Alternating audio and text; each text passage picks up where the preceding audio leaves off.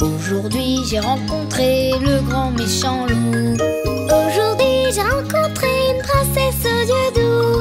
Je vois un dragon volant, J'entends un ogre gourmand.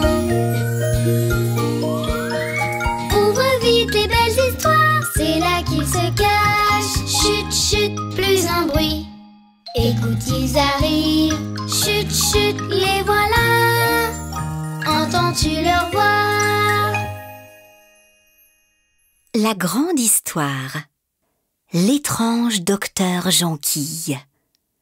Une histoire écrite par Arnaud Alméras et illustrée par Guillaume Plantevin. Quand tu entends, tourne la page. Le prince Matteo est malade. Il n'a pas bougé de son lit depuis ce matin. La reine et le roi ont interdit à sa sœur, Zélie, de s'approcher de lui, car elle risque d'attraper sa maladie. C'est peut-être contagieux, ont-ils expliqué. Cependant, la princesse Zélie n'est pas très obéissante et elle est tout de même venue jouer dans la chambre de son frère en cachette. Tout à coup, dans le couloir, des pas approchent. Vite, la princesse Zélie lâche ses cartes et plonge sous le lit de Matteo. Le roi apparaît alors et déclare « Le médecin arrive !»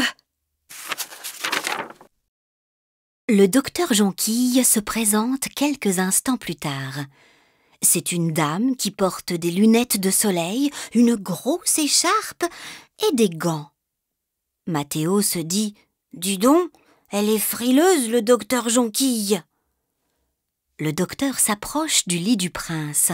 « Ne bouge pas, je vais t'ausculter. »« Je ne veux pas !» proteste Matteo. « Qu'est-ce que vous allez me faire ?»« Ne t'inquiète pas, le rassure le roi. ausculter, ça veut dire t'examiner pour essayer de savoir quelle est ta maladie.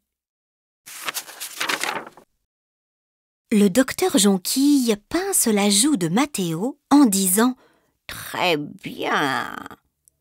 C'est curieux cette façon d'ausculter. grommelle le roi.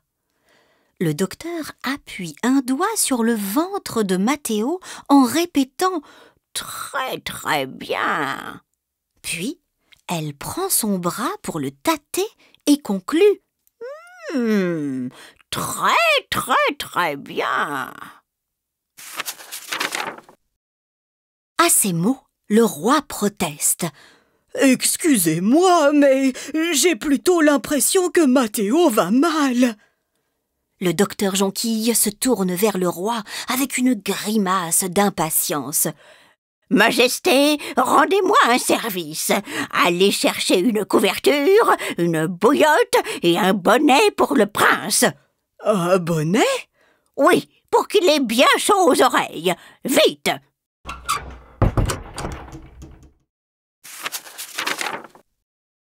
Dès que le roi quitte la pièce, le docteur a un vilain sourire et se frotte les mains. Elle pointe le doigt vers Matteo en prononçant une étrange formule.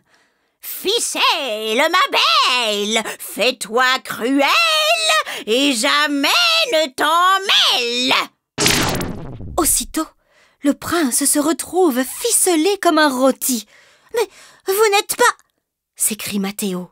Le docteur Jonquille ricane en enlevant ses lunettes de soleil et son écharpe. « Je vous ai bien eu, bande de cornichons !» Cachée sous le lit, la princesse Zélie frissonne. Elle vient de reconnaître Misérdaille, l'affreuse sorcière.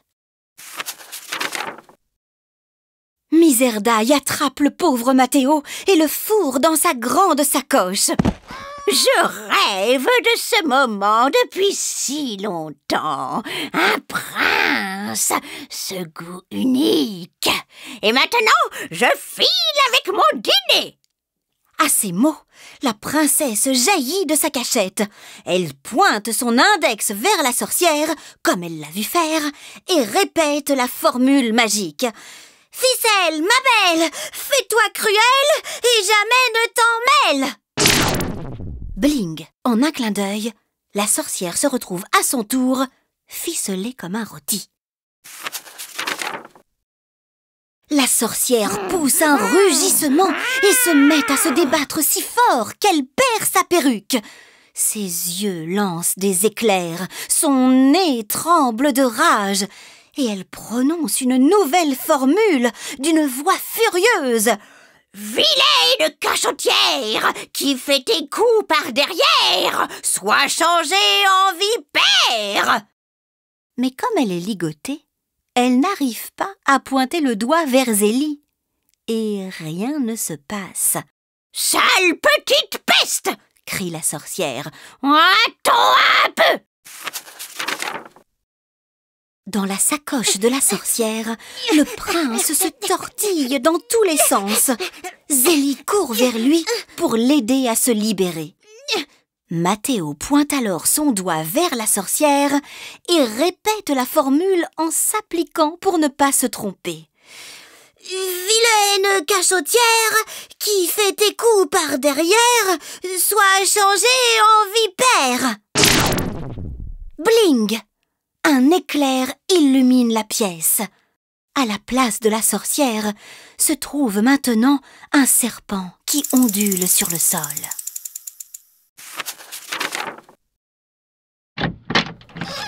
Le roi entre dans la chambre au même moment, les bras chargés d'une couverture, d'une bouillotte et d'un bonnet.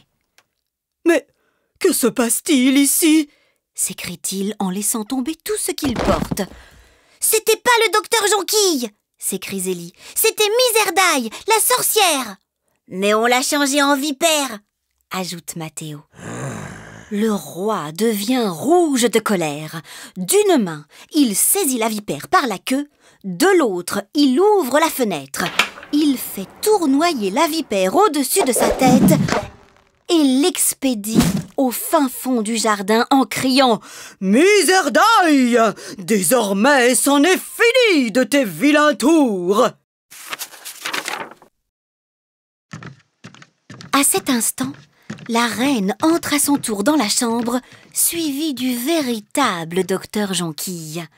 Elle est toute rouge de s'être pressée et explique « Excusez-moi pour ce retard, Majesté. Figurez-vous qu'on m'a enfermée dans un placard alors que je devais venir ici. »« C'était un coup de Miserdaille !» s'écrie Zélie. « Elle s'est fait passer pour vous !»« Mais on s'est bien défendu !»